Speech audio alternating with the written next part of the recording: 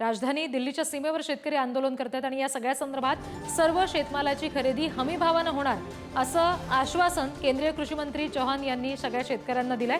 पुन्हा शेतकरी आंदोलन सुरू झाल्यानंतर शिवराज सिंग चौहान यांनी हे आश्वासन दिलेलं आहे। मोदी सरकार शेतकऱ्यांना शेतमालाला चांगल्या किमती देत असल्याचा दावा सुद्धा यावेळी करण्यात आलाय।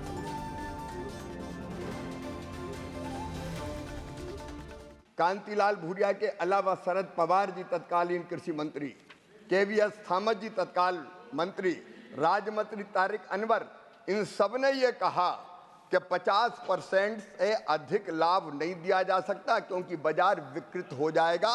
2019 में प्रधानमंत्री नरेंद्र मोदी जी ने फैसला किया कि लागत पर 50% मुनाफा देकर ही मिनिमम सपोर्ट प्राइस तय की जाएगी और वो लगातार तय की जा रही है।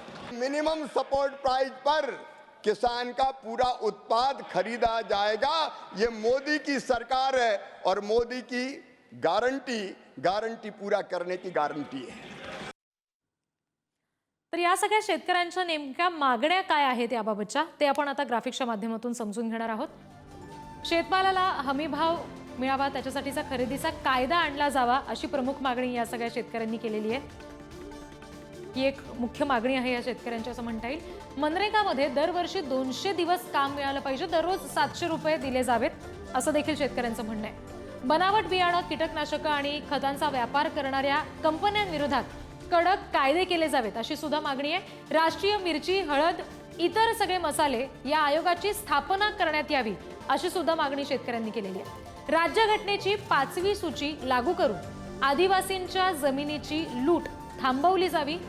डॉक्टर स्वामीनाथन आयोगाच्या अहवालानुसार शेतमालाच्या किमती निश्चित केल्या जाव्यात अशी सुद्धा मागणी या सगळ्या शेतकऱ्यांनी केलेली आहे। पुढची मागणी बघूयात। डीएपी खताची कमतरता ही दूर केली जावी अशी सुद्धा प्रमुख मागणी आहे। शेतकरी शेतमजुरांचं जे कर्ज असेल ते माफ केलं जावं आणि पेन्शन शेतकऱ्यांना दिलं जावं असं देखील त्यांचं म्हणणं आहे। भूसंपादन कायदा 2013 पुन्हा एकदा लागू करा अशी मागणी या शेतकऱ्यांची आहे।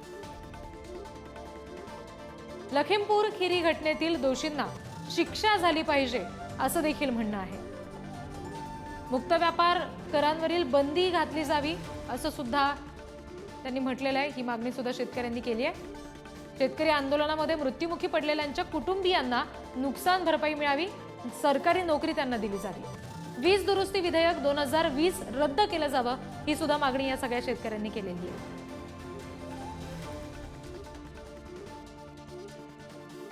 Con